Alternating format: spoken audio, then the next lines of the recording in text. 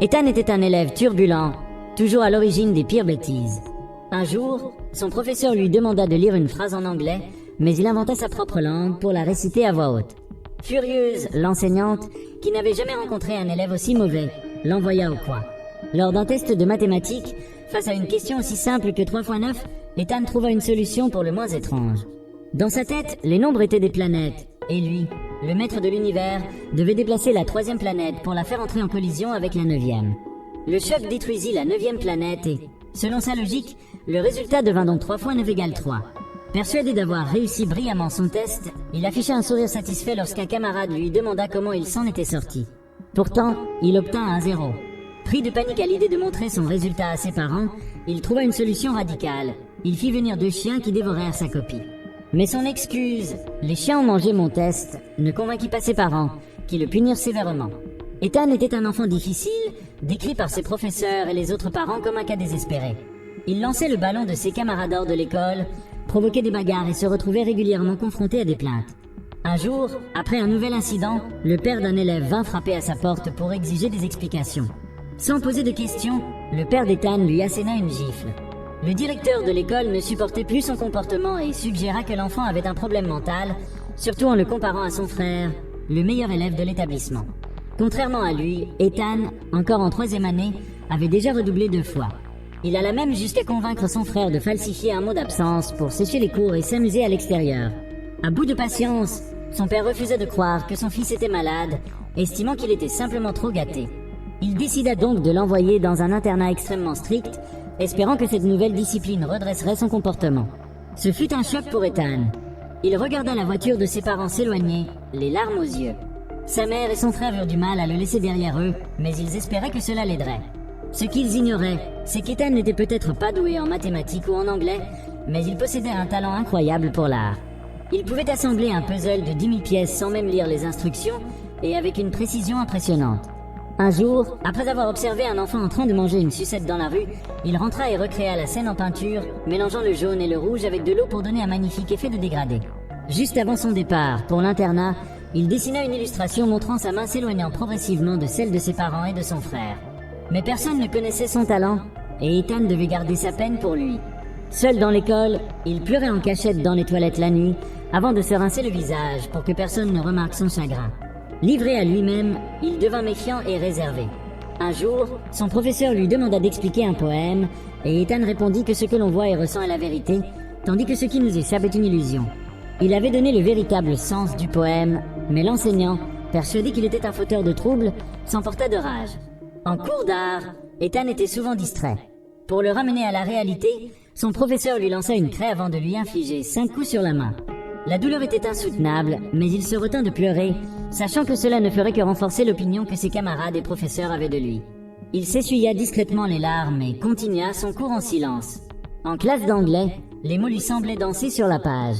En mathématiques, les chiffres disparaissaient sous ses yeux. Son niveau scolaire ne s'améliora pas et, au contraire, il devint plus renfermé et irritable. Un jour, il jeta tous ses livres à la poubelle et son sac par la fenêtre, mais dans son esprit tourmenté, tous ces objets se transformèrent en araignées grimpant sur son cou et son bureau, menaçant de le dévorer. Pris de panique, il essaya de les écraser. Ses enseignants, eux, ne voyaient qu'un enfant perdu et décidèrent de lui donner un surnom humiliant, le roi des imbéciles. Pourtant, tout changea lorsqu'un nouveau professeur d'art arriva à l'école. Pour la première fois, Ethan trouva une porte de sortie à son enfer quotidien. Le professeur Nick fit une entrée pour le moins surprenante. Habillé en clown, il fit 3 bons consécutifs, chanta, dansa et joua de la flûte devant ses élèves, déclenchant une salve d'applaudissements enthousiastes. Dès son premier jour, son style d'enseignement hors du commun se fit remarquer. Il laissa ses élèves dessiner librement, mais lorsqu'il passa devant le bureau d'Ethan, il vit que sa feuille était complètement blanche. Curieux, il découvrit que le garçon était régulièrement puni par les autres professeurs. Lorsque leurs regards se croisèrent, Ethan tressaillit inconsciemment, ce qui alerta Nick. Décidé à en savoir plus, il rendit visite à la famille du garçon. Chez lui, les parents d'Ethan lui montrèrent ses anciens cahiers d'exercices, mais un dessin semblait avoir disparu. Intrigué, Nick parcourut les autres dessins du garçon et en trouva un particulièrement fascinant. De face, des soldats creusaient un tunnel, et de dos, d'autres soldats s'échappaient par ce même passage. Une idée si ingénieuse qu'un adulte lui-même n'y aurait peut-être pas pensé. Nick comprit alors qu'Ethan n'était pas stupide, mais un véritable génie du dessin. Pourtant, son père haussa les épaules avec mépris. Et alors, quel intérêt de savoir dessiner? Nick ouvrit ensuite son cahier d'anglais et y vit une confusion récurrente entre les lettres B et D. Ce n'était pas une simple erreur, mais un signe évident de dyslexie. Ethan ne parvenait pas à coordonner ce qu'il voyait et entendait. Mais son père refusa d'y croire, convaincu que son fils était simplement paresseux et ne voulait pas apprendre. Pour lui prouver le contraire, Nick prit une boîte de jouets sur laquelle était écrit un texte en japonais et demanda au père d'Ethan de le lire. Frustré, il répondit qu'il ne savait pas lire cette langue. Nick ne lui laissa pas le temps de protester. « Vous voyez, vous êtes trop arrogant. Votre attitude est le problème. » À ce moment-là, le père d'Ethan eut une révélation.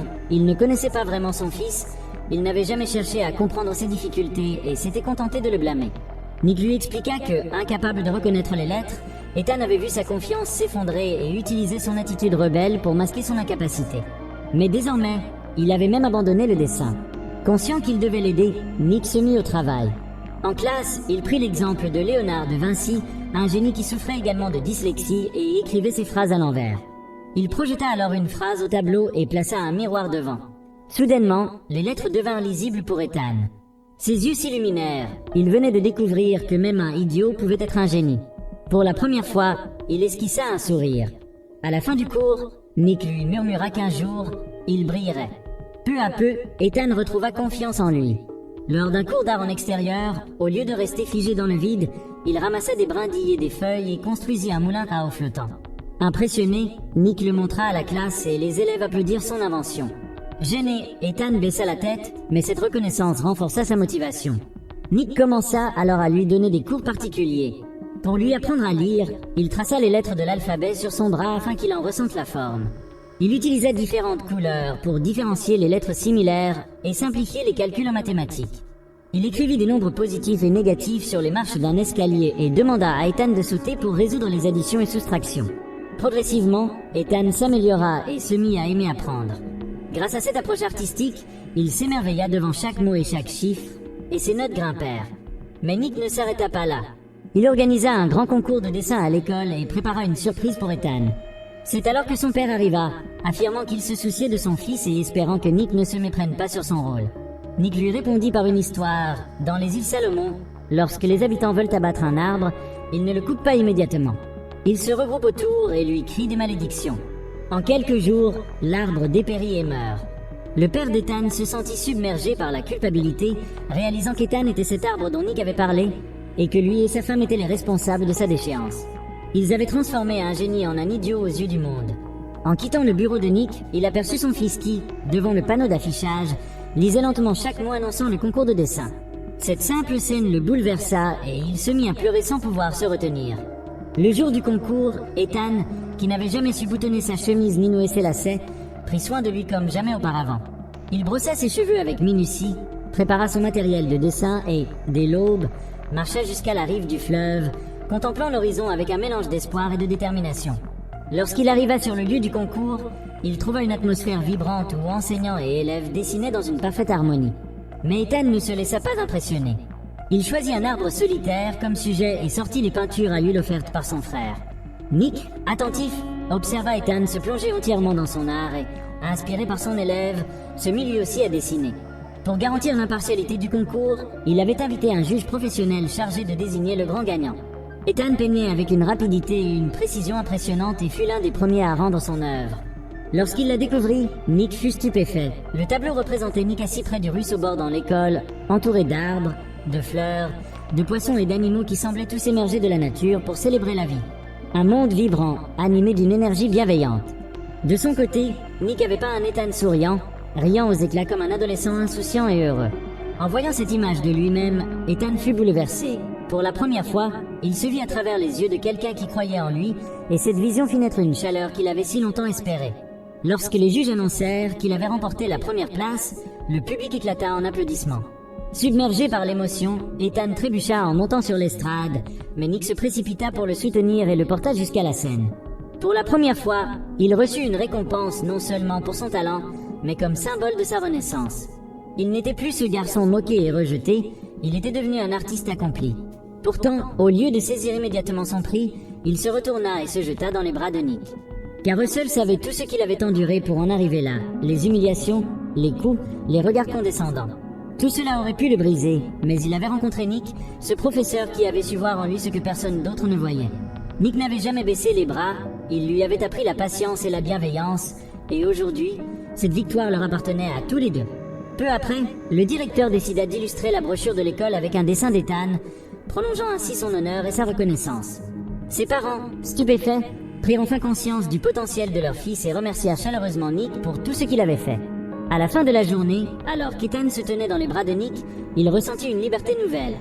Dans son esprit, il s'envolait vers un avenir radieux. C'était la fin de son combat et le début d'une toute nouvelle vie.